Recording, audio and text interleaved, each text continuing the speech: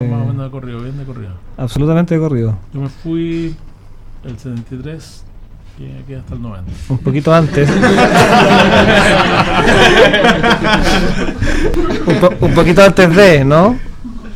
Me fui por accidente antes del golpe. Yo estaba...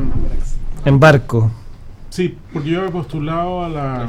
O sea, tenía el bicho metido de adentro, en parte porque mi padre me lo había estimulado, pero tenía la idea que tenía que ir a estudiar Architectural Association, quería hacer un posgrado afuera, me quería ir a Europa. Y en esa época, el 73, estamos hablando del el 72, segundo año de Allende, las cosas estaban complicadas. El 73, por ejemplo, conseguir dólares o pagarse un viaje a Europa era súper complicado. Súper complicado. O sea, los dólares tenías que comprarlos, había una cuota que puedes comprar. La inflación era del orden del 600%. Bueno, el cuento lo he contado muchas veces, pero es interesante porque quizás es una cosa que uno no se imagina. Me pagaron un trabajo que estaba haciendo en la oficina de mi padre y me di cuenta que con esa plata yo podía comprar un pasaje a Europa. Yo me iba sin beca y parto a una oficina de venta de pasajes aéreos, no me alcanzaba.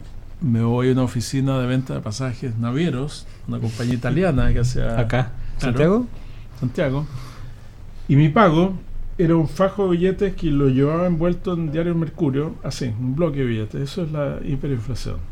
Un lingote. O sea, era un bloque de papel. billetes. Yo iba muy asustado y llego a esta oficina, me siento en el escritorio y le digo, señor, tengo esto, que son no sé cuántos escudos, no me acuerdo cuál era la moneda de la época. Y quiero viajar a Europa. Y me ofrecían un pasaje en camarote de última cubierta, o sea, como el tercer subterráneo. Eso es submarino, Valparaíso, Barcelona, en un barco de pasajeros de una línea italiana. El barco se llamaba el Rossini o el Verdi, tenían nombres de personajes de la ópera. Y ese viaje demoraba 27 días más o menos. Y eso, durante el viaje, o sea, yo partí muy poco antes del golpe para ir a Valparaíso. Conseguimos en el mercado negro benzina para poder ir en una Renoleta para que me fueran a dejar al barco mis papás, porque fui antes a la estación Mapocho, que funcionaba como estación de trenes, pero había atentado en las líneas férreas, por lo tanto no me aseguraban que me pudieran llevar a Valparaíso en la fecha. Y partí muy angustiado de Chile porque las cosas se veían muy negras en ese momento y claro, me tocó el golpe en Barcelona. Pero fue casual, digamos. O sea, lo que quiero decir es que yo compré el pasaje 6 meses antes.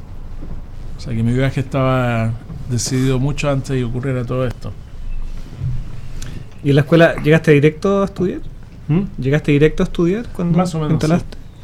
Sí. Y claro, yo llegaba a la E y yo era como un refugiado sirio. O sea, me miraban como, porque llegué justo como 4 días después del golpe en Chile. Estaba en la tele, estaba en la BBC, estaba en todas partes. El primer exiliado con la década de Pinochet. Me miraban como un sobreviviente. ¿Ah? Porque estaba en la prensa, o sea, estaba en primera plana. O sea, un chileno en ese momento ahí era como una persona que estaba... ¿Y no había más chilenos? Sí, sí había más, pero... ¿En la escuela? ¿Ah? ¿En la escuela misma? En la E no. Ya. No. Pero en Londres sí llegaron, bueno, después comenzaron a llegar los exilados. Un periodo bien fuerte, ¿eh? Llegaba gente, me acuerdo, no sé qué habrá sido de ellos, pero me tocó conocer muchachos, bueno, que eran como de mi edad, pero que venían exilados, los tipos venían completamente como una experiencia muy fuerte, asustados, no sabían a lo que iban. O sea, gente que estaba muy, muy mal.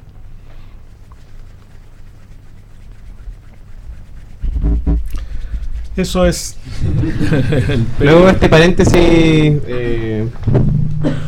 sobre la biografía de nuestro profesor Rodrigo. Se me olvidó que íbamos a hacer en el bloque anterior. Algo más entretenido. Ah, verdad, Pepe Rosas. Pepe Rosas nos ha contado en nuestro anterior programa, todos lo conocen, Pepe Rosas, que le molesta que le digan profesor Rosas, que recordando esos tiempos de decano y que, bueno, Rodrigo lo había apoyado mucho, extiende Rodrigo esta invitación a Pepe Rosas a formar una suerte de bar o tener un whisky guardado, dijo Pepe Rosas, en su escritorio de decano. ¿Qué tan cierta es esta anécdota? ¿Y cómo se podría casar después con nuestro pobre estado alcohólico en la actualidad? De que no nos dejan entrar ni una cerveza. Bueno, uno lo que te decía antes, que en la escuela de mi época, estamos hablando de años 70 o por ahí, el casino expendía cerveza y vino. O sea, no había ningún tabú con el problema del alcohol. Y no creo que hubiera más o menos alcoholismo que lo que posiblemente existe ahora. ¿Con patente? No era ilegal. Lo que pasa es que después vino una ley del Ministerio de Educación o de alguien que establece esta especie de zona de exclusión. Pero no era ilegal y me parece súper razonable. Eso es uno. La segunda experiencia es que en el Architectural Association, como te contaba, que una escuela que se monta sobre una estructura de club, el club tiene un bar, que es como el corazón del club. Es un club urbano, en realidad era un club de gente que se juntaba a conversar de arquitectura. Una casa con un bar y con unos salones donde la gente pudiera discutir temas de arquitectura, sobre la cual se establece una escuela de arquitectura. Y la existencia del bar, en esa escuela había una especie de relación virtuosa entre el bar, la sala de exposiciones y el auditorio, que era súper interesante. En el bar, alguna gente tomaba alcohol, otros tomaban café o cualquier cosa, daba lo mismo. Pero lo interesante del bar es que era un lugar donde todo el mundo pasaba por ahí, que tiene en parte que ver con la estructura como morfológica de la escuela, que te hacía pasar por ese lado.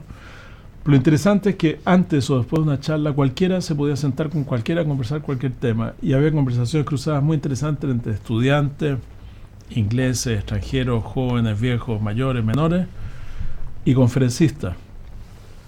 O sea, se producía un espacio de distensión que era súper interesante. Yo creo que era mucho más académico que muchas de las cosas que las encuestas que nos manda la Casa Central respecto a no sé qué satisfacción académica dicen. O sea, creo que Casa Central ha perdido el rumbo. Esto no. Lo digo yo. Lo digo yo. Pero ese espacio del bar que era formal en la escuela, de cierta manera hoy día se replica en el espacio del cóctel o el vino de honor después de una conferencia también. Súper buena idea, sí, muy buena y parecida, o sea, con efecto bien parecido, sí. Lo que pasa es que la única diferencia es que este era un lugar físico donde siempre puede ocurrir eso. Estoy hablando de gente como los cuales ustedes han escuchado hablar, Cedric Price, por ejemplo, que es un personaje que no tenía una función no tenía un contrato docente muy establecido, pero circulaba bastante por la escuela. Entonces este señor podía estar en el bar, sentado, y cualquiera se sentaba a conversar con él. Eso era parte como del espíritu.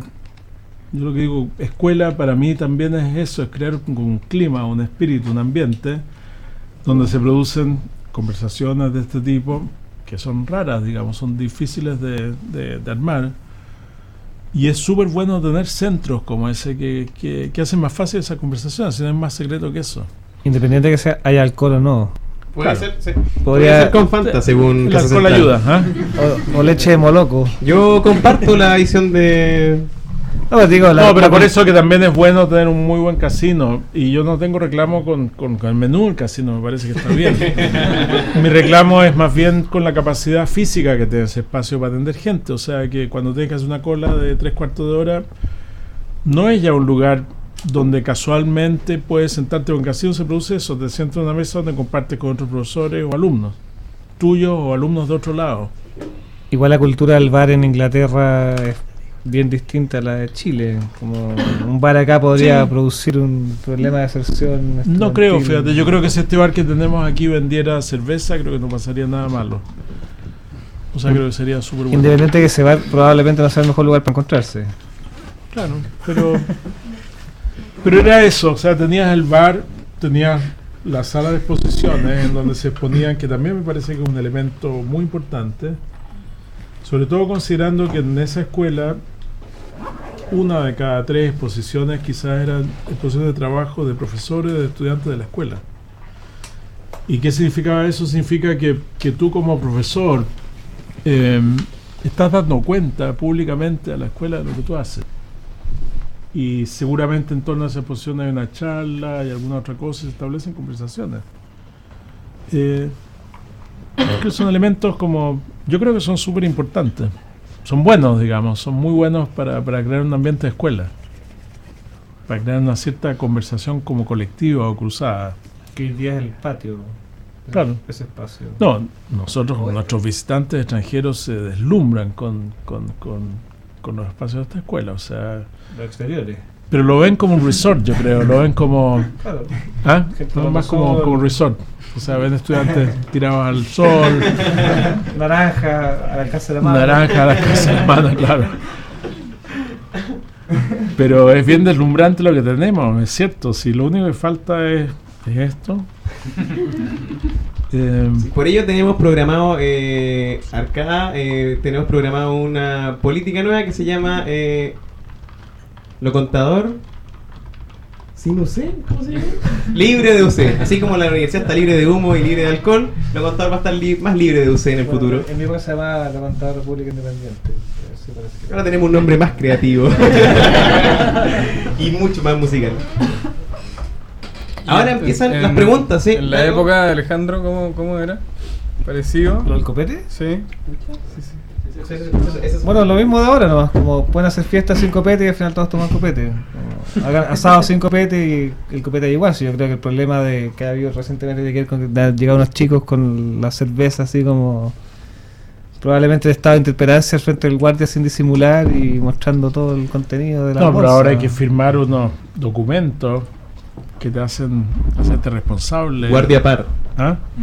Hay un documento, un formulario, ahora está como más complicado el panorama. Pero el alcance de esa responsabilidad probablemente se diluye en una laguna burocrática que nunca llega a cabo, ¿no? Puede ser.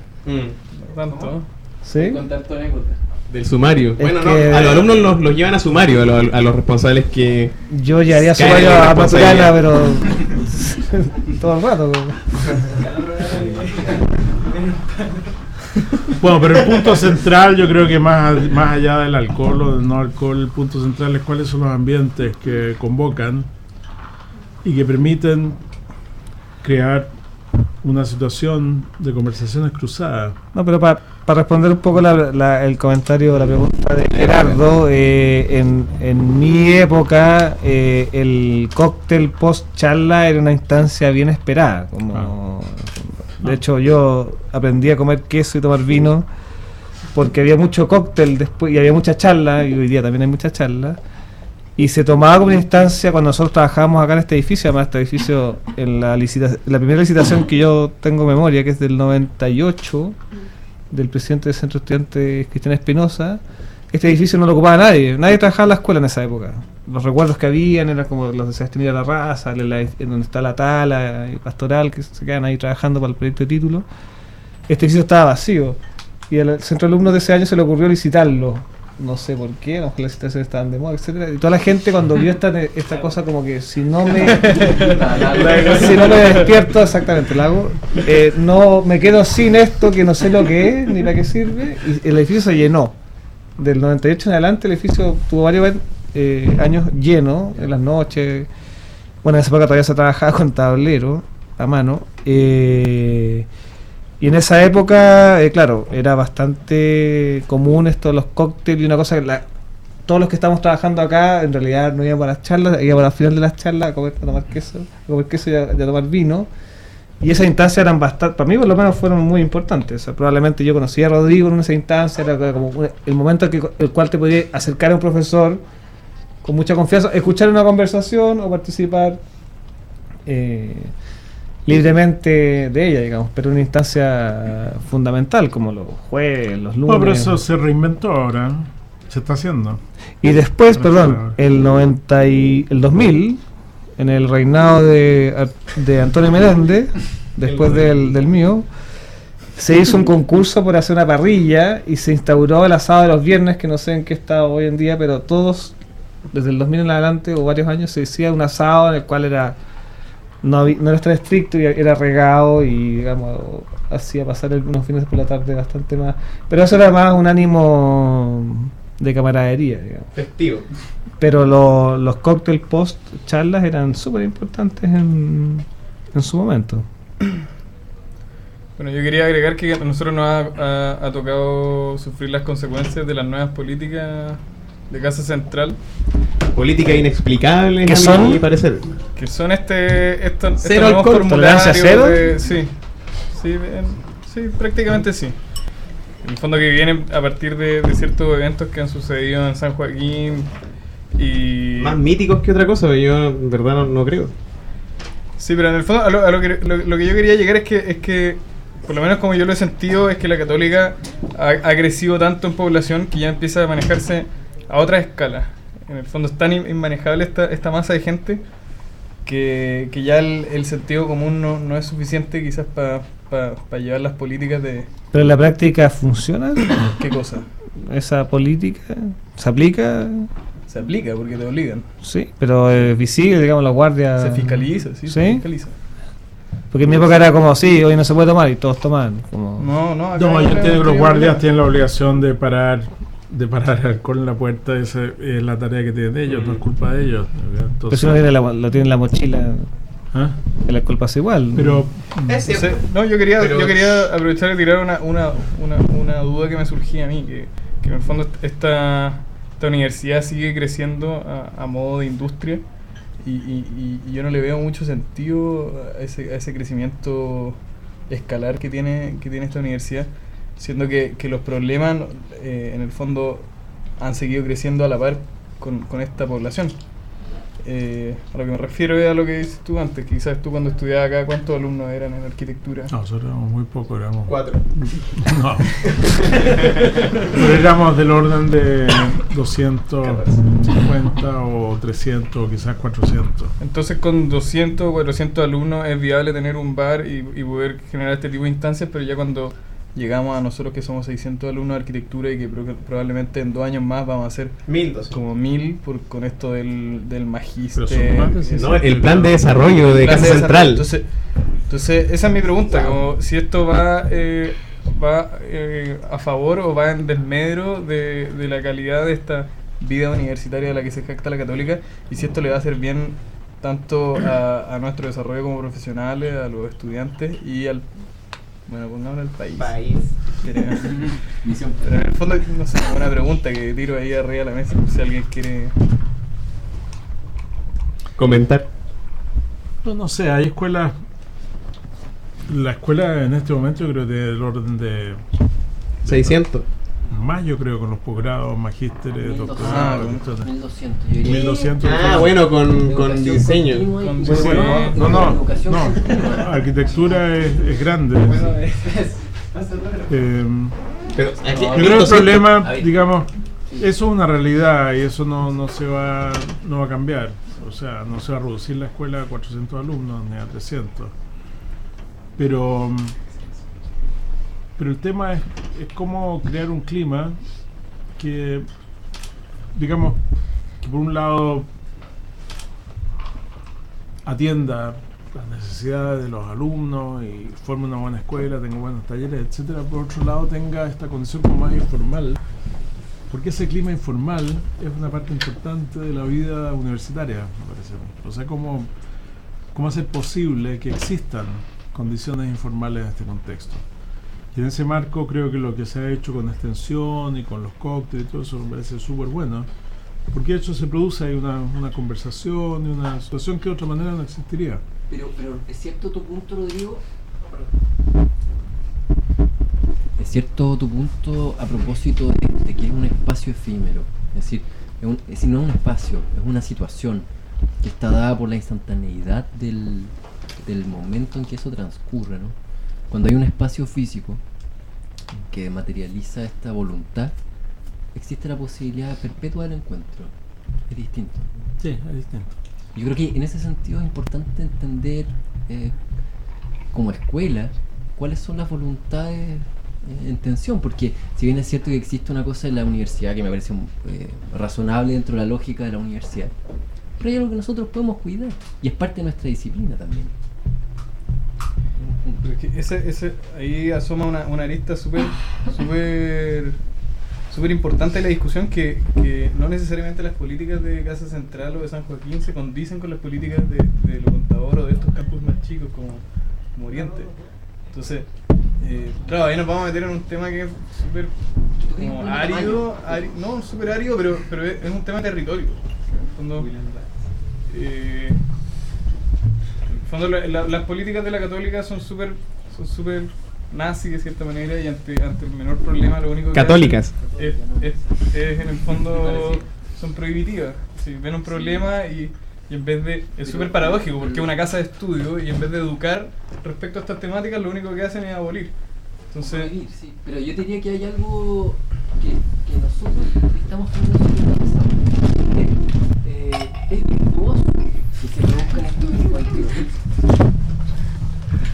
Entonces, son cosas que habría que cuidar y que nosotros debemos proponer que son cosas que cuidar. Y eso yo diría que es una voluntad que es perfectamente relativa al ámbito de la arquitectura. ¿Sí? Es decir, nosotros trabajamos en eso, en Sí, propiciar que las intenciones no quedan como al margen. Pero es entre ridículo y bonito que esta situación tenga Esto la es legal. completa ilegalidad. Esto Claro, No es ilegal, eso está claro. Ah, Ilegal es que te lo prohíben. Pero esto, a ver, en términos O sea, si hablamos de legalidad, yo creo que es ilegal que te prohíban tomarte una cerveza en tu escuela. Eso es lo ilegal. descriteriado quizás. No sé si es legal. Yo no sé si es legal que te prohíban hacer... yo no lo sé. hay leyes que lo impiden. Habría que traer a un leguleyo de estos que estudian la ley, no sé. Bueno, dejémoslo ahí mejor, porque si no vamos a llegar a enfrascarnos en discusiones ridículas. Hay una pregunta, se fue el preguntón. Pregunta tú entonces. El momento de la pregunta del público. Sí, Ya, empezamos con la ronda de preguntas Vamos tan a Leopoldo, famosas. a Leopoldo. Vamos a Leopoldo, ya que tenemos la placa que encontramos tirada en el suelo. Vamos a Leopoldo. Dale, vos. Ya está. Vámonos. Vale, a Leopoldo Benítez. Poco sabemos, además de que lo mataron. A ver, fue una noticia que yo la recibí en Inglaterra y me dolió mucho. Él era un profesor joven, ayudante. La escuela en esa época, año 73, estaba dividida en 3 escuelas, como ustedes posiblemente saben. Algo nos contaron. Todavía. A mí me tocó la división de la escuela cuando estaba en quinto año. Y nuestro grupo, yo soy coetáneo de Teo Fernández, estábamos en el mismo taller, decidimos no dividirnos. O sea, nosotros tenemos taller con Pablo Gutiérrez, que era un arquitecto de la Cormo. Yo tengo mucho cariño por mis profesores de la época. El profesor del primer año era Octavio Sotomayor, que dirigía la escuela de arquitectura. Había otra escuela que se llamaba Arquitectura de Obra y otra que era el Instituto de Estudios Urbanos, que armó una escuela que no me acuerdo cómo se llamaba, pero tenía que ver con temas urbanos. Pero los grandes núcleos eran arquitectura y arquitectura de obra. Pero el funcionamiento era en conjunto, era en paralelo.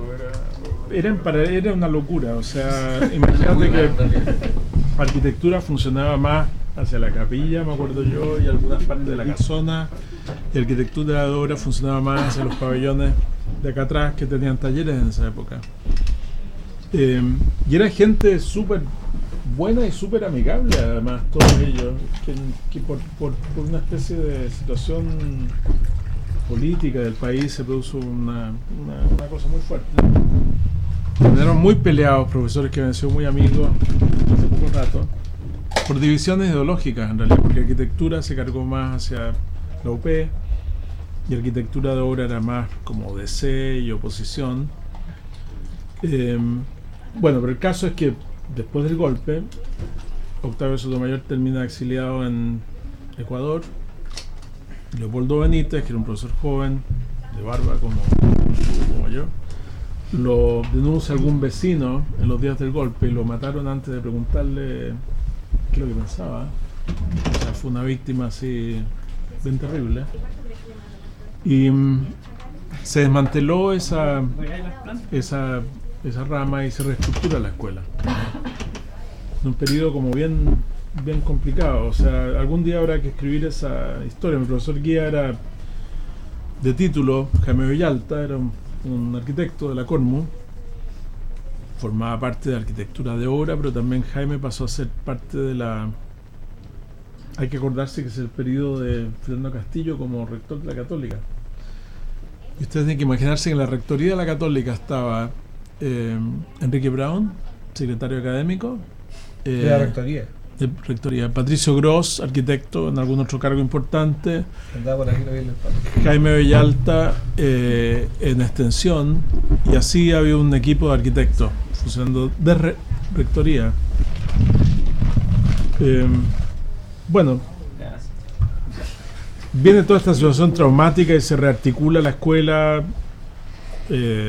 Desaparecieron todos los miembros del grupo de arquitectura, que habían sido por lo demás mis compañeros de curso, muchos de ellos. Y murió Leopoldo Benítez. Lo mataron.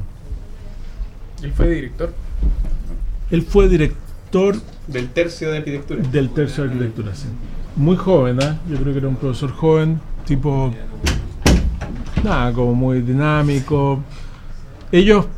Es curioso porque esa rama tenía por un lado una cosa muy fuerte con la Católica Valparaíso. O sea, Octavio Sotomayor venía con el ADN de la Católica Valparaíso. Octavio había trabajado en el diseño del monasterio benedictino. Jaime también. ¿Ah? Jaime también. Sí, pero Jaime tuvo una experiencia en Europa, tiene una trayectoria un poco distinta. Y pasan de eso a la Revolución Popular y a un compromiso como entre la poética y resolver problemas absolutamente coyunturales. O sea, los talleres, yo creo que tenían una especie de problema conceptual más o menos complicado, porque por un lado está el tema de la poética y por otro lado está el problema de meterse en tomas de terreno y resolver problemas contingentes. O sea, esta gente estaba trabajando en terreno con gente que se tomaba terrenos y que había que articular, darle algún sentido a lo que estaba ocurriendo en este proceso más o menos caótico.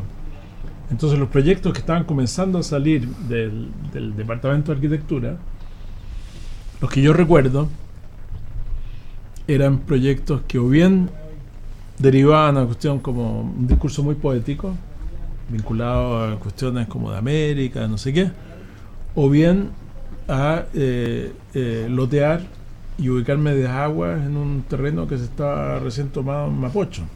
¿Y por ahí está la Joan McDonald? ¿Mm?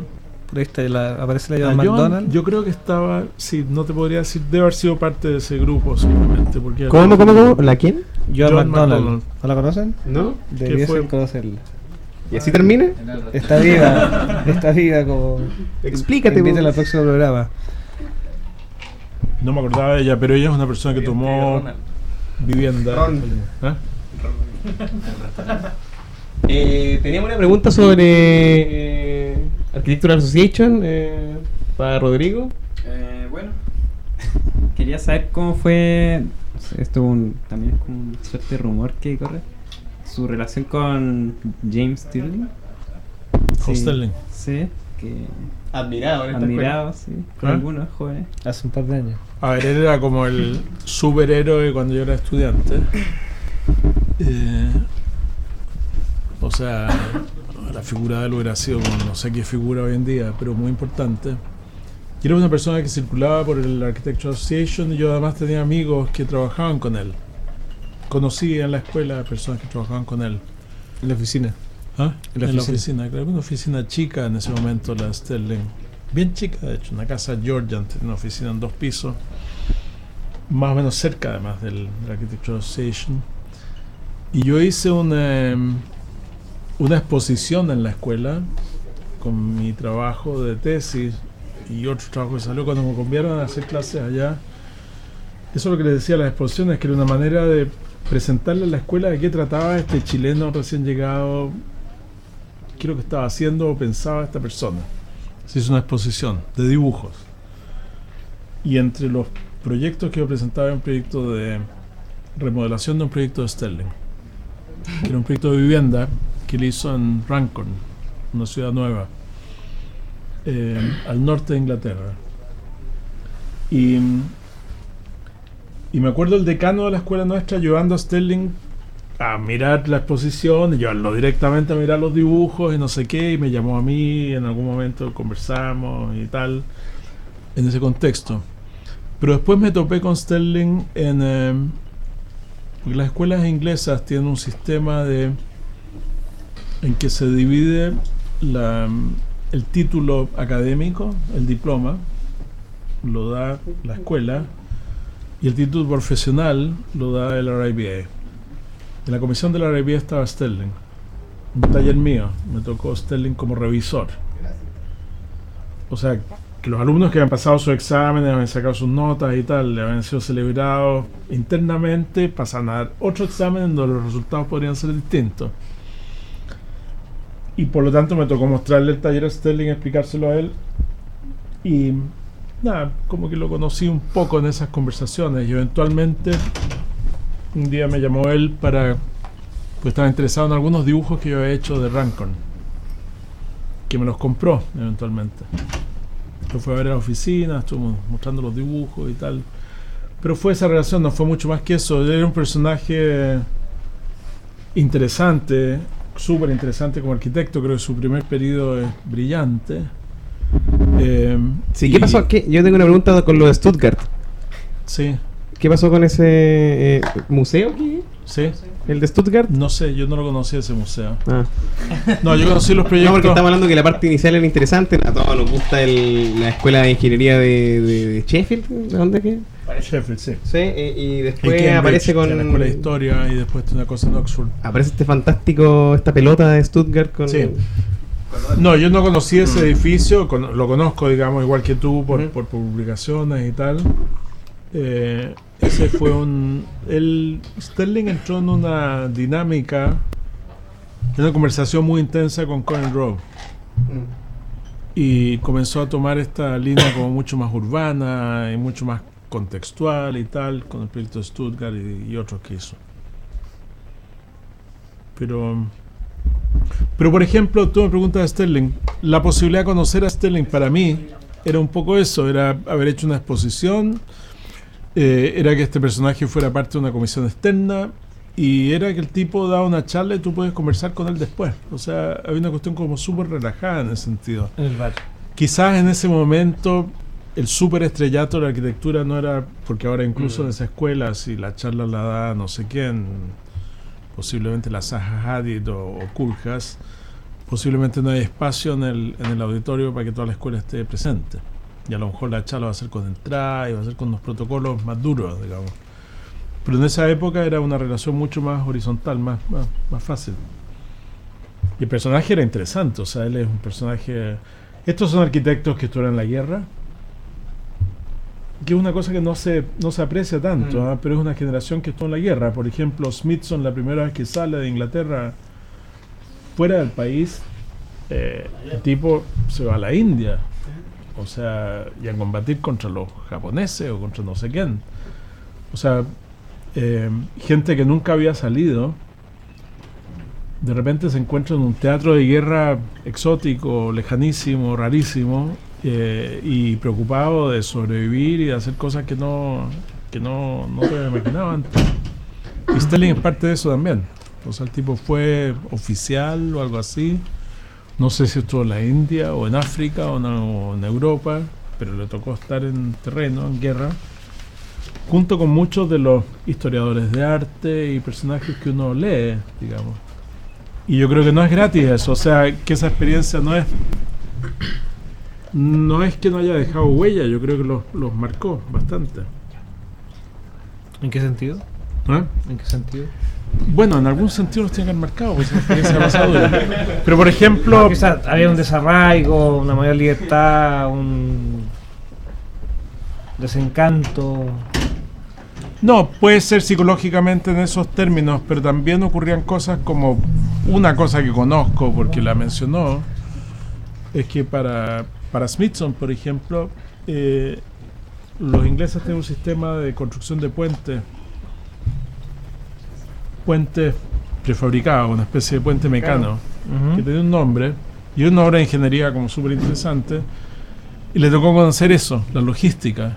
La parte como de ingeniería de los cuerpos militares, y le interesó mucho eso, Y algunos de sus intereses, como por la técnica, entraron por ese lado. O sea, que la guerra para él fue quizás no le tocó combatir, pero le tocó ver como problema logístico. Y le permitió palpar esa cosa como de primera mano.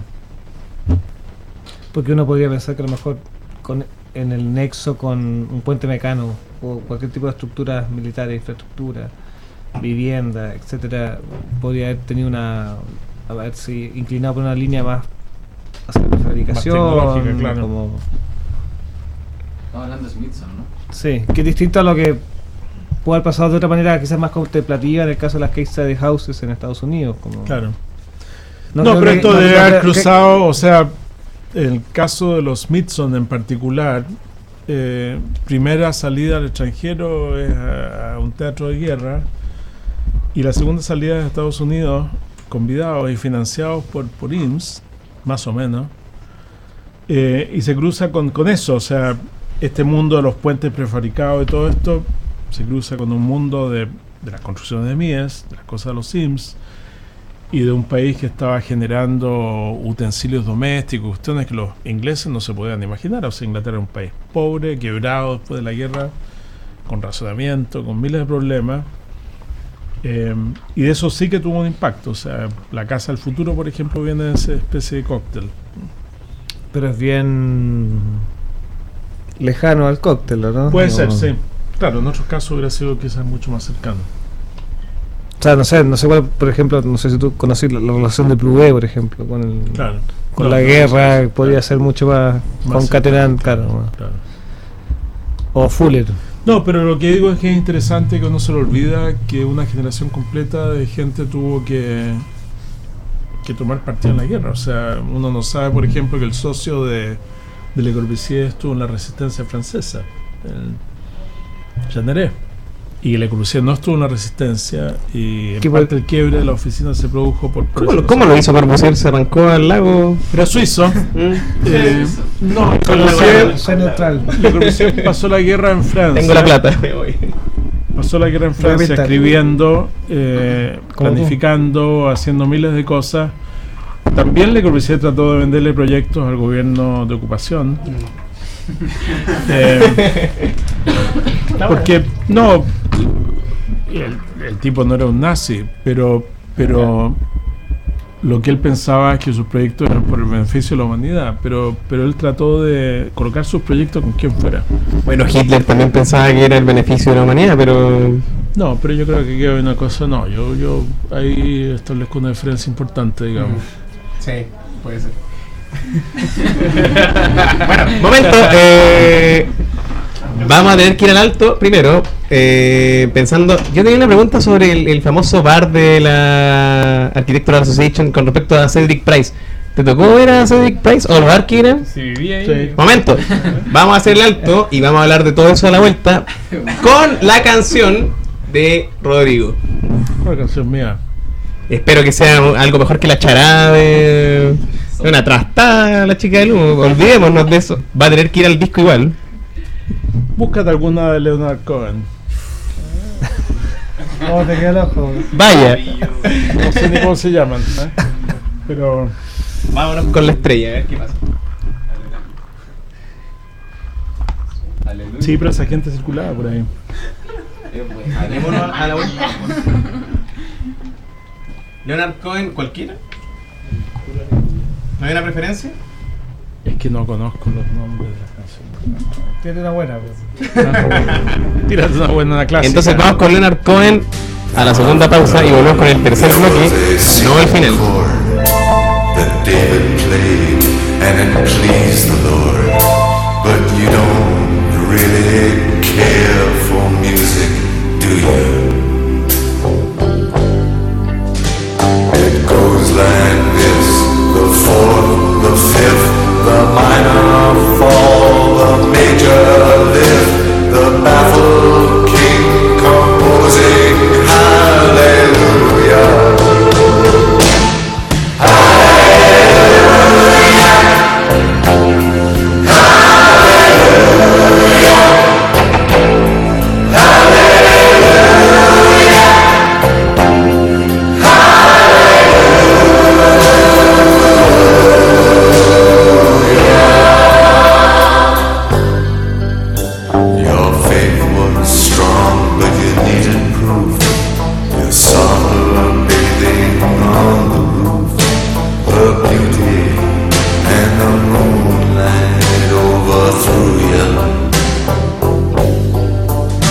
She tied you to a kitchen chair. She broke your throat and she cut your hair. And from your lips she drew the hallelujah.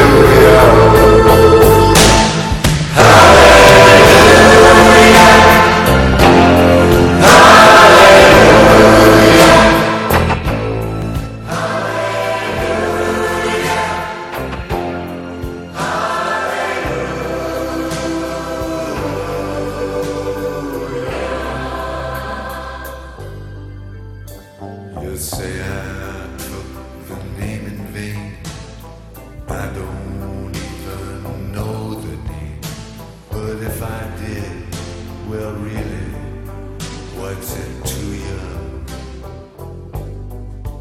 There's a blaze of light in every word. It doesn't matter which you heard, the holy or the broken hearted. Suzanne takes you down to her place near the river. You can hear the boats go by. You can spend the night beside her. And you know that she's half crazy, but that's why you wanna be. Your tea and oranges that come all the way from China. And just when you mean to tell her that you have no love to give her, then she gets you on her wavelength, and she lets the river answer that you've always been her lover. And you want to travel with her, and you want to travel blind, and you know she will trust you, for you've touched her perfect body with your mind.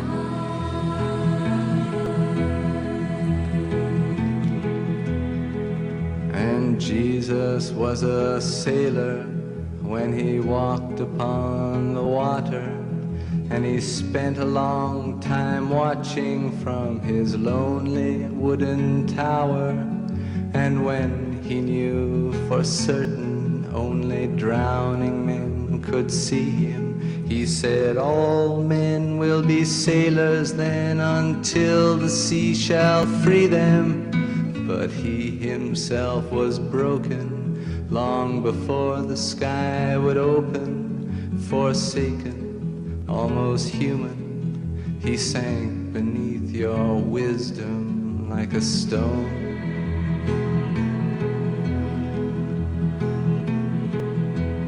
And you want to travel with him, and you want to travel blind, and you think maybe you'll trust him, for he's touched your perfect body with his mind.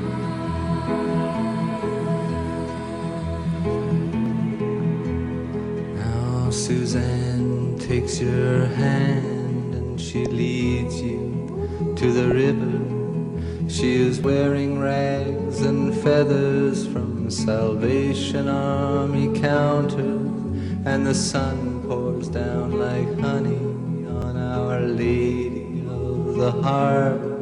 And she shows you where to look among the garbage and the flowers. There are heroes in the seaweed, there are children in the morning. They are leaning out for love, and they will lean that way forever, while Suzanne holds the mirror. And you want to travel with her, and you want to travel blind, and you know you can trust her, for she's touched your perfect body with her mind.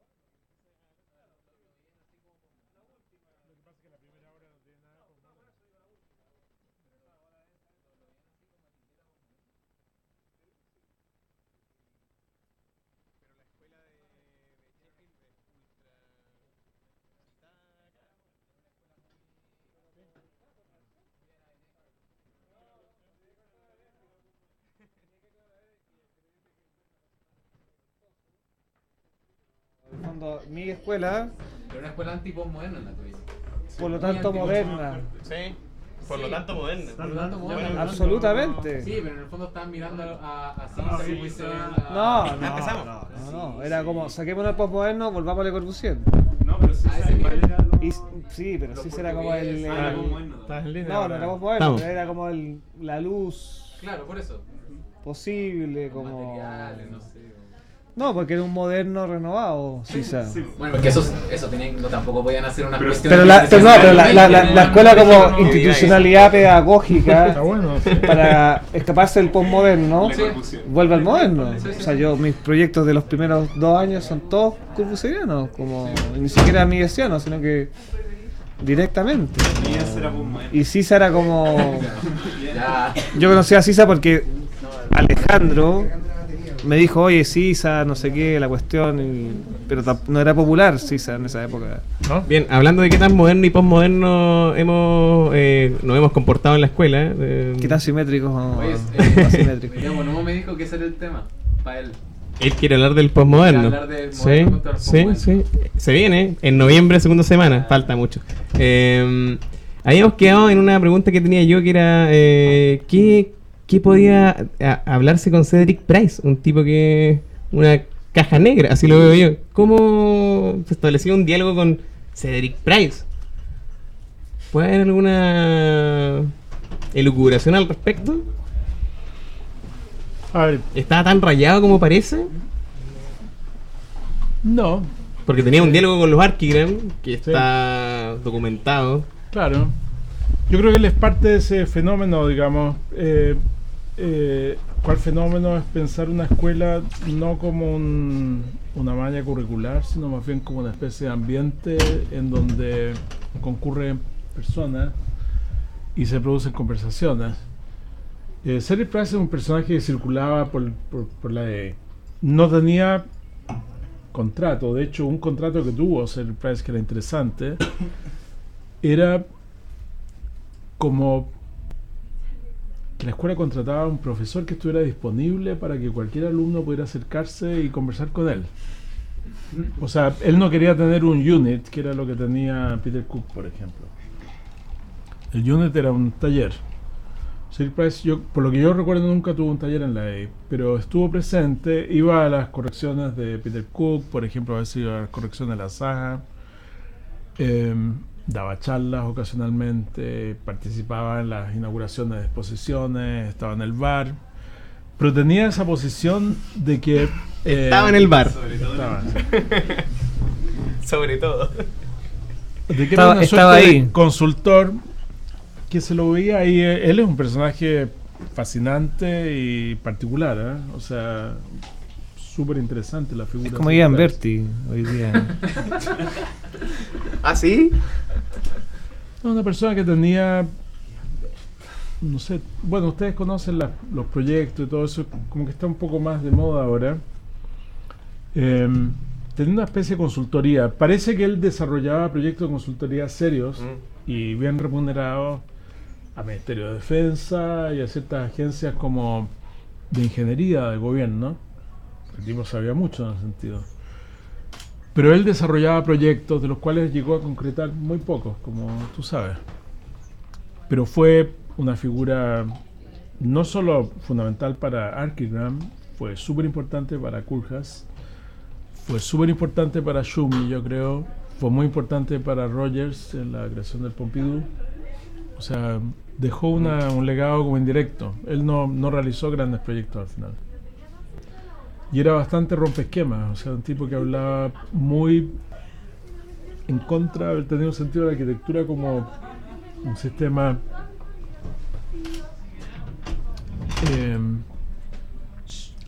a ver, ¿cómo decirlo? Si fuera posible armar porque lo que interesaba era una cuestión finalmente ambiental o social. Si fuera posible armarla con software, quizás él hubiera preferido eso a la arquitectura. Sistémica. O sea, la arquitectura lo veía como un sistema, como una posibilidad de crear relaciones humanas interesantes, finalmente. En ese sentido era bastante iconoclasta. O sea, no hablaba de temas de arquitectura, de hecho, mucho. Hablaba de cómo crear una situación como esta, por ejemplo. Cómo inducir a que la gente pudiera interactuar o pudiera crear un cierto ambiente, manejar una cierta temperatura, luminosidad, ciertas características que eran como poco fundamental. Sí, muy poco tectónico. Elemental, claro, Un poco elemental, quizás. Claro, eso. Pero es uno de los... Lo interesante de esa escuela, de ese clima, es que circulaba él por un lado, pero por otro lado estaba Robin Evans, que tenía un discurso basado en la historia, en las relaciones sociales, en la estructura de la planta palladiana, el sistema de los corredores, no sé qué, el panóptico, otro cuento. Y al lado había otra persona que tenía otro cuento, y esos cuentos todos tenían como un piso reconocido y digamos, respetado, que eran súper distintos. Y él era una pieza de ese engranaje, y el engranaje era como muy interesante porque era muy diverso. Yo lo conocí, de hecho me entrevistó una vez Philip Price. Cuando celebraron los 125 años de la escuela, me convidaron a la charla y después me entrevistó, pero él ya estaba como bastante mayor. Fue una entrevista simpática, digamos, pero yo creo que no estaba en su mejor momento, estaba como muy viejo ya. Y la bajada con los Archigram, ¿cómo fue esa interacción con, qué sé yo, Peter Cook o David Green? ¿Estaban dando vueltas por ahí? Sí, por supuesto, no. Peter Cook era ¿Habían talleres con ellos? ¿Qué pasaba? Peter Cook tenía un taller, que era un taller importante, muy importante en la que lo llevó por muchos años. Ron Heron era otro miembro de Archigram, que tenía otro taller. El de Ron era un taller más como tecnocrático. Nos tocaba a veces corregir los proyectos de título de sus alumnos. Como comisión. Ron era un tipo muy simpático, Peter era un tipo simpático también, pero menos, digamos, Ron era un tipo más accesible. Pero había otro personaje de Archigram que estaba a cargo de la extensión. El menos conocido era ese.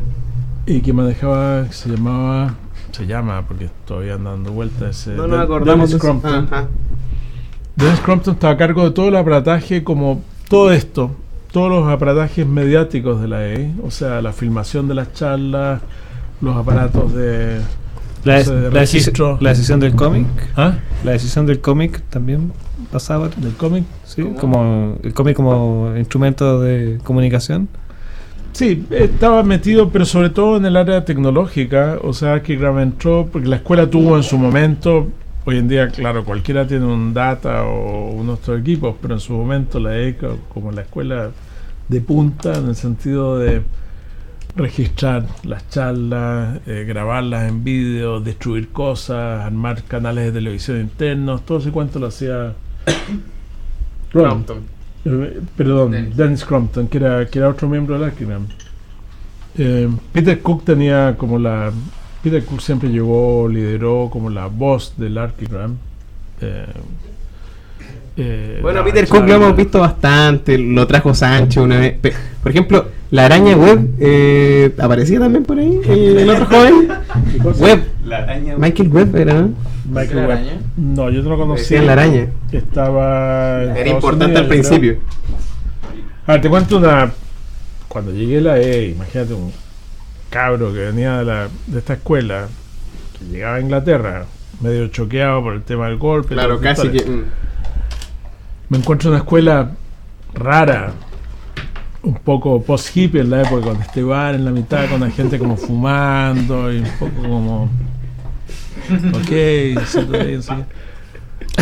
donde todo era electivo, y yo iba al graduate school y estaba en un curso, digamos, con contingente chico, de haber sido unos 8 o 9 estudiantes, compañeros de curso que venían de todas partes del mundo, y nos llevan a una visita a terreno con otro miembro del Archigram que había sido brillante, pero el tipo estaba, yo creo que muy mal por las drogas. Mal, o sea, nos llevó a hacer un giro por Londres y el tipo era incoherente. Estaba frito. Atención, ¿cuál era ese? No era Michael Webb. No cometí el mismo error. No, pero le tengo aprecio, o sea, no lo veo, me da un poco de pena la situación, digamos, pero era uno de los Archigram entonces. Pero te estoy Uno de describiendo, los ¿cierto? Era uno de los y se fumaba todo personajes. el Te resto. podría decir otro día, porque no era Michael Webb. que ¿No era se fue a David Estados Green? Unidos. No, No era David Green. Ahí están los 5. No era no, pues falta uno. Peter El- Cook. el quinto. ustedes Cook, conocen. Crampton Dennis Crampton. y Ron Herron. Ahí están los 5. Ron Herron. Sí, no hay más. Falta uno. Bueno, a lo mejor era Ese. El frito. Michael Webb. Era Michael Webb. Puede ser. Araña, No, por es eso que le no decían quiero, la araña. no quiero. Porque desapareció. Pero imagínate, Michael Webb. este era un ambiente post 1968, Sí. post hippie, y había gente dañada en el camino. No, y la escuela estaba un poco raída también en esa época. Era un ambiente raro. Pero Peter Cook estaba en plena. Sí. No, Peter Cook es una persona que Floreciente. estaba en plena actividad y de hecho ahora tiene un estudio. O sea, Peter ha hecho una carrera notable porque. Hasta construyó, creo. Hemos visto un... No, por Un eso animal. digo que a los 70 años más o menos montó un estudio de arquitectura. Está haciendo proyectos en Australia y no sé qué lado. Continúa. Porque a nosotros nos llegó ese pulpo azul que hizo en Suiza, creo. Gracias. Pero en todo Gracias, caso, gracias. ellos para contarte una cosa más, digamos, salir un poco del cotilleo, digamos, y entrar en una cosa más interesante, Peter Cook estableció en algún momento una galería de arte, que era un garage, que quedaba como una cuadra de la escuela. Y esa es la escena londinense, eso era lo que hacía interesante y apasionante el lugar. Este era un lugar que no era mucho más grande que este espacio, que se llamaba ArtNet. Y ArtNet era un garage financiado por alguien que apoyaba esta iniciativa, que pagaba la cuenta mensual del arriendo, lo que fuera. Y Peter Cook organizaba exposiciones y charlas en un espacio que no era más grande que este, donde te encontrabas con Rainer Banham, te encontrabas con Smithson, te encontrabas con un montón de gente interesante.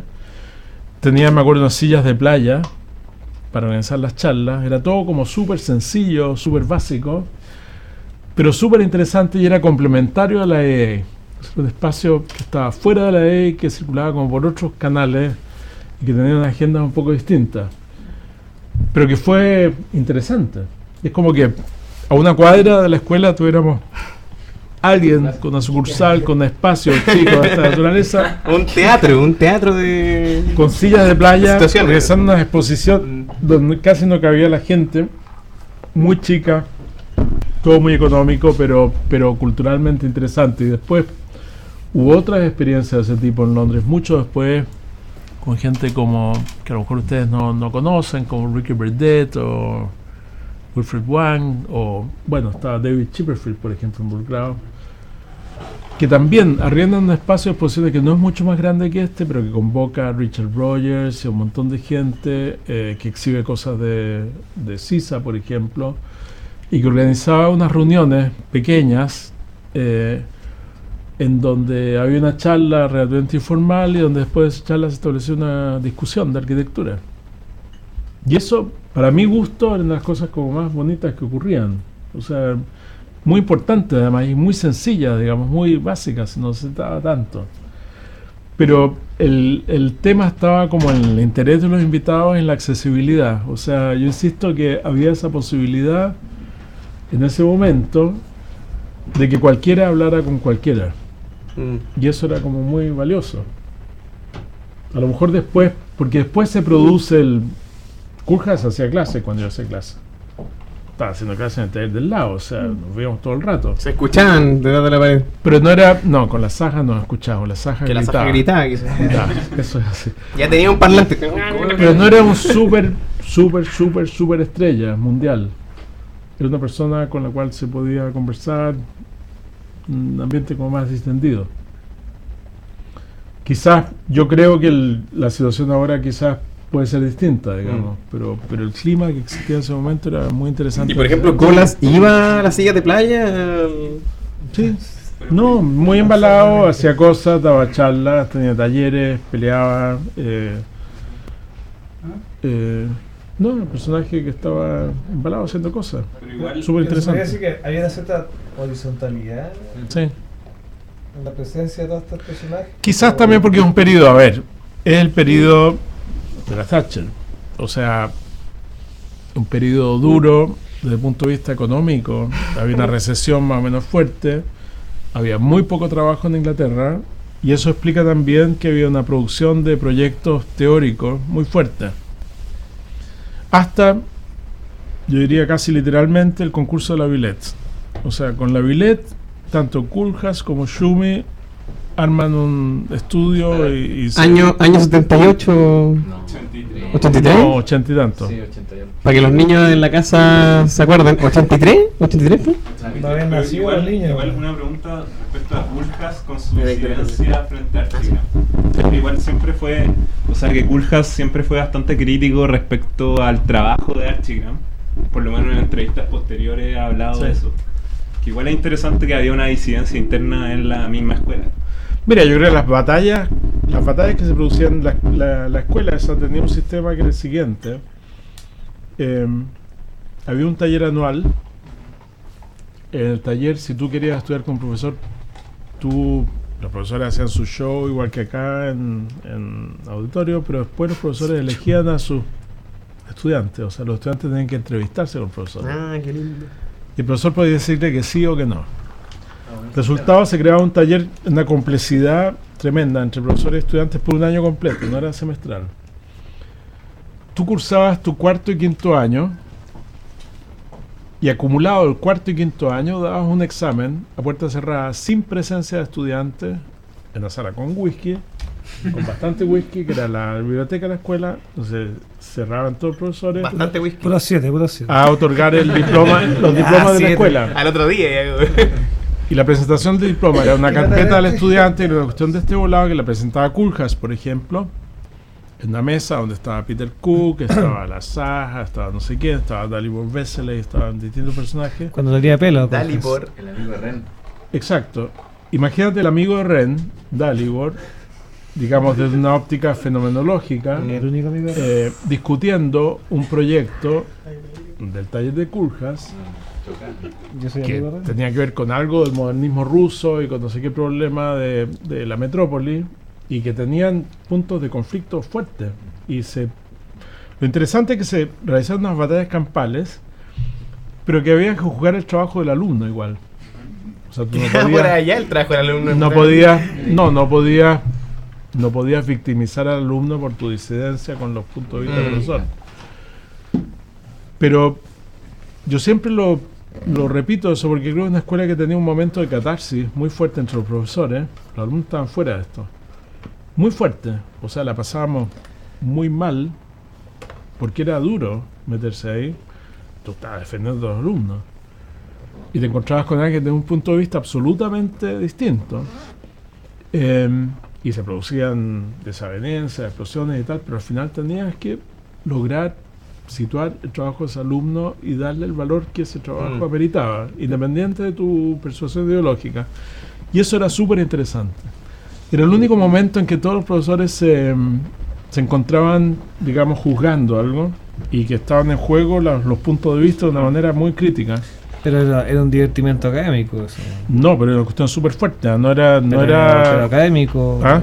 Académico interno. O sea, una lucha que te importa a ti y a mí y a nadie más fuera de la escuela, ¿no? No, por supuesto, académico de la escuela. Pero lo interesante es un cóctel en que tienes posiciones tan diversas y eran muy polarizadas, que tienen que consensuar un punto de vista respecto a qué es lo que consiste un distinguido contexto de la escuela, qué es lo que es un proyecto aprobado y qué es lo que es un proyecto reprobado. Perdón, ¿y eso no sucede acá hoy en día? ¿Acaloradas discusiones? No, porque las discusiones acaloradas, pero se son enojan después. frías. Hemos visto un par de discusiones acaloradas, A ver, pero no yo creo que Para pasar a Gonzalo Carrasco, vivimos una guerra fría al interior de la escuela, yo creo, ¿no? ¿Perdón? Vivimos una guerra fría al interior de la escuela. ¿Sí? ¿Con Gonzalo Carrasco? No, parafraseando a Gonzalo Carrasco, Vivimos una guerra ¿Qué fría. dos bandos? hay muchos Hay bandos, como pero no 18 están bandos, declarados. La Guerra Fría eran dos igual. Sí, Bueno, A ver, yo ellos creo son que como tres, postmoderno. pero, yo entiendo que en el relato de Rodrigo hay una discusión abierta. La discusión acá es oculta. A ver, yo creo que el sistema de jurado es súper importante. yo creo que es muy importante que los proyectos pasen a juicio, que hay un tribunal. Se han ido reduciendo los tribunales. O sea, en mi época, mi proyecto de título ha tenido 5 profesores, posiblemente ahora son 3. Entonces el núcleo de discusión es más pequeño. ¿Y qué pasa con la condición de tribunal cuando vemos un taller 1 llevado? Tú lo lleváis. En que no hay tribunal. No hay tribunal. ¿Qué significa? ¿Qué significa eso? Ahora que estamos hablando de que es bueno someter al proyecto a un tribunal y tú llegas y no hay tribunal. ¿Qué está pasando? Falta más whisky para discutir eso. Buena pregunta. No, falta más. Bueno, ya se lo están tomando acá. Hagamos una vaca, ¿no? Hacemos una vaca y mandamos. Una buena pregunta. A ver, buena pregunta la Sí. que haces tú, súper pertinente. Vamos Voy a a tratar escuchar de la respuesta. responderla lo mejor posible. Porque es cierto, yo propuse, o sea, es mi responsabilidad que Estamos claros y lo sabemos. no era tribunal. Y yo fui comisión de ese taller. Tú fuiste comisión. Pero una comisión O sea, bastante. o tribunal. O a tribunal. Una comisión ¿Qué es lo presidencial. ¿Qué pasaba en taller 1? Pasa que hay 85 estudiantes. Hay que optimizar los recursos. Y si tú, si tú haces una comisiones, atomizas el taller en Es verdad. 7 comisiones distintas Ahora en 14. que juzgan a los estudiantes uno a uno, etcétera, y ponen las notas. Normalmente juzgan el último proyecto, un taller que tiene una especie de sumatorio de proyectos. Lo que se pierde con eso, me parece a mí, es la noción de taller. O sea, para ¿La unidad se pierde? Para los alumnos y para los total. profesores. O sea, los sí. alumnos no se dan cuenta lo que en conjunto produjeron, y los profesores nunca pueden reconstruir el mapa de lo que se hizo en ese taller. Es taller 1. Es la primera instancia que tiene un estudiante de arquitectura a enfrentarse al problema de arquitectura. Eso no me hace a mí perder el sentido que tiene el juicio de los pares míos, otros profesores, respecto al trabajo, lo que mis estudiantes hacen en otros talleres, digamos. Creo que esa condición de taller masivo quizás justifica lo que nosotros planteamos. Pero es importante tu pregunta, creo que es una pregunta abierta. O sea, creo que el valor del tribunal o del jurado es muy importante. Y ojalá que los jurados fueran más grandes en los cursos superiores. 8, 10. No sé. Es un problema de números. ¿Ah? Sí, yo creo que sí. Es un Porque problema lo número. vimos también con No, hay un el problema. taller de plan común. Habían 6, 7. Entretenido. Sí. Ah, en plan común. Sí. Muy entretenido. Era grande el Sí. grande la comisión. Yo nunca he visto eso. O sea, Claro, es llevo una, como 6 años acá, es una pero especie de lujo. Los números no dan, o sea, a mí me llaman a distintas comisiones y tengo un tiempo limitado. el tiempo es limitado. Pero las matemáticas nos han llevado a comisiones muy chicas, digamos. Porque el número de estudiantes y el número de talleres es muy grande. Pero creo que es súper importante que tiene que haber una discusión entre pares. O sea, los profesores de la Escuela de Arquitectura tienen que discutir entre ellos respecto a qué es lo que constituye un proyecto de excelencia. Y eso, creo que eso hay que discutirlo todo el tiempo. Creo que es una cuestión que no se salda en una discusión. O sea, creo que cada proyecto pone en discusión ese tema. Y es muy importante para una escuela tenerlo en discusión, creo. Quizá no se agota nunca. Nunca, claro, No responde exacto. a norma. No, nunca. Nunca. Y porque por otro lado creo que es importante que una escuela cultive una cierta diversidad en el mundo actual, la cultura actual de la arquitectura, de punto de vista, que son polarizados, van a ser distintos. Y no era fácil, o sea, a mí me tocaba, yo recuerdo algunas instancias de corrección, pero me tocó con Ron Herron, por ejemplo, a mí corregirle su taller, y de otro lado, o sea, no eran temas que a mí me apasionaran, por ejemplo, los que tomaban ellos, pero ¿De qué yo era tenía ese, que de qué poder- era ese taller? ¿Ah? ¿De qué era el taller de Ron Herron? Un error. No, tema tenía un componente tecnológico siempre el de Ron. Podría ser no sé qué, un espacio ¿Te acordáis? desde un aeropuerto a no sé qué cosa, pero algo que pusiera en juego un problema de tecnología, de estructura, de una manera como importante. Y el discurso era distinto, y había que tratar de meterse en esa óptica, tratar de juzgar los estudiantes que dentro de eso habían logrado un nivel de excelencia, los que no, etcétera. Y era importante, yo creo. Y el Dalibor, por ejemplo, que era un personaje súper interesante, cultísimo, o sea, un personaje... ¿Quién se entendía con Dalibor? ¿Alguien se entendía con Dalibor? No, pero una persona súper interesante. Nadie se entendía con Dalibor. Que viene como de otro mundo, o sea, viene checo, viene del mundo del surrealismo, de... no sé, como de otro universo, de la fenomenología muy fuerte, y que en algún momento tiene que poder juzgar lo que hace un taller como el de la Zaha Hadid, por ejemplo.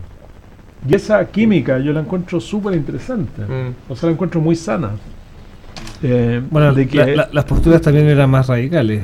Eran más radicales, era un momento en que se dio más radicalización, o sea... Aquí están veladas y además no son tan radicales. Claro, atenuadas, diría yo. Tampoco son si se develaran tampoco serían tan radicales. Están atenuadas por un discurso uniformizante. Puede ser, pero creo que eso es parte de la química de una escuela sana. Ahora sí. Gracias. Ese valor de todo lo que se hablaba de la AA que ha salido a la luz, ¿se mantiene actualmente? ¿Es así todavía la AA? No lo sé, yo estoy un poco... No te puedo contestar porque no he tenido un contacto tan directo con la escuela. Pero Jorge te habrá comentado algo. Yo creo que es una escuela más homogénea, o sea, creo que ocurrieron dos cosas. Uno es que el sistema de talleres selectivos lo inauguró la AA, y hoy en día es como el sistema más o menos convencional de todas las escuelas, incluida la nuestra. Y otro, que creo que la EI pasó por un periodo súper paramétrico y súper homogeneizante en ese sentido. ¿Se acabó el periodo paramétrico? Sí. No lo sé. Digamos que sí, se acabó. Algunos quieren que sí. Pero pasó por un periodo en que había una cosa muy dominante. Yo vi una exposición de la EA exposición de fin de año, hace unos 3 años o así, en que estaban los paramétricos y había dos bichos raros. Uno era un japonés que tenía un taller como muy manual y de artefactos mecánicos y cosas, y otro era nuestro amigo italiano, ¿cómo se llama? ¿El Vittorio? Aureli. El taller de Aureli era arquitectura religiosa. La EA, que es un ambiente más bien ágrata, y la arquitectura religiosa de Aureli eran dibujos en planta de basílicas, mezquitas, sinagogas, o sea, literalmente espacios de culto religioso, cosa que en esa escuela y en ese ambiente debe haber sido como lo más radical que habrá ocurrido durante mucho rato, pero además todo hecho en dibujos, digamos, con lo que hace Aureli, que para el despliegue paramétrico que existía, impresionante por lo demás. Esto era como algo que saltaba a la vista como un contrapunto. Yo creo que el contrapunto que existió por un rato fue el de él. Un poco burdo, ¿no? Más que otro. Un poco burdo. Vino a romper con lo paramétrico. Puede ser, no sé, pero marcaba como que cambió la agenda. Es un quiebre burdo con el parametrismo. No, pero él es un gallo. A mí no me... de lo paramétrico, pero no. Muy sencillo. No me gustó tanto el taller, pero él es un gallo interesante que tiene... No digo, pero lo paramétrico es una libertad formal, geométrica, y lo otro es rigidez, ángulo 45. No, pero no es tanto eso. Yo creo que lo que él mete es el tema... No, lo que él postula, yo creo que es un tema de la arquitectura con una carga cultural, el tema de tipología, son otros temas. O sea, más allá de que sean ortogonales o no ortogonales, creo que el tema tiene que ver con la historia, con si las cosas persisten, si las inventan todos los días o no, etcétera. El taller, el resultado a mí no me interesó tanto. Lo que me interesaba era la presencia de ese punto de vista en un mundo donde, como marcaba pauta, otra cosa es muy distinta. Eso lo hace burdo. Eso lo hace burdo. Es que estáis defendiendo lo burdo. No, está ahí. No, porque el otro resultado tampoco me interesaba tanto. Bueno, hay un problema más profundo entonces. Claro, porque lo paramétrico puede derivar de una cuestión hiperformal también. Entonces a lo mejor era un formalismo. Es como, contra otro formalismo. Claro. Por eso es burdo. Sí. Empate. Que es burdo, ¿no? O sea, no es profundo, digamos. A mí también me gusta lo burdo. Es un diálogo entre opuestos que no son realmente, están apuntando a un contenido. Como... No, pero detrás de eso hay postulados, yo creo que hay una cosa más interesante. Bien, antes de la ronda final de preguntas, que yo sé que todos tienen una, vamos a ir a la segunda canción una aguda. de Rodrigo, porque se va a tener que reivindicar. O pónganse de acuerdo ustedes dos en qué canción poner, porque La Chica del Humo, reprobada, Leonard Cohen, ahí nomás. Algo más londinense, ya que estamos en el tono de la conversación. ¿Cuál es la canción? Dale. Ya, pasa entonces la pelota a Sofía. Yo ya puse una canción londinense. ¿La Chica del Humo? No. London's Burning. ¿Es eso, no? Sí, eso no. Ah. Está bien. Sí, bueno, entonces, ¿quién va a poner la canción? Pon una canción, pues. Ojo que la canción que alguien elija va a ir al disco de la radio. Sí, la iniciativa es la siguiente. Cada invitado va a pedir una canción y con todas las canciones que... Claro, ahí está el panteón. Todas las canciones que han pedido, excepto Solano. Solano no puso canción. ¿Le vamos a mandar un mail? Sí, por Skype. Todas las canciones que han pedido los invitados van a conformar un disco. Que... De los Bookies a los Bookies. De los Bookies a los Bookies, te parece Stockhausen. Bueno, da lo mismo. Entonces, yo invitaría a Rodrigo a... Sonata de Chelo de Bach, ¿qué tal? Fantástico. Ya. Opus,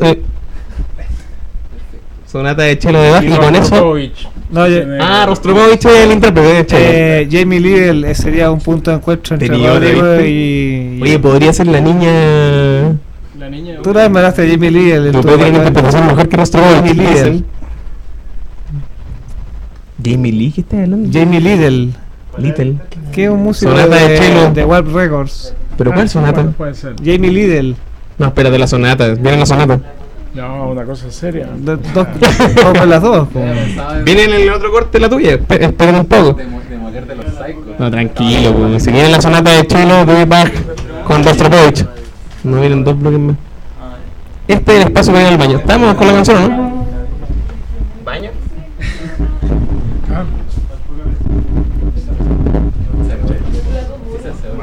Vamos a tener 3 wikis. ¿Viene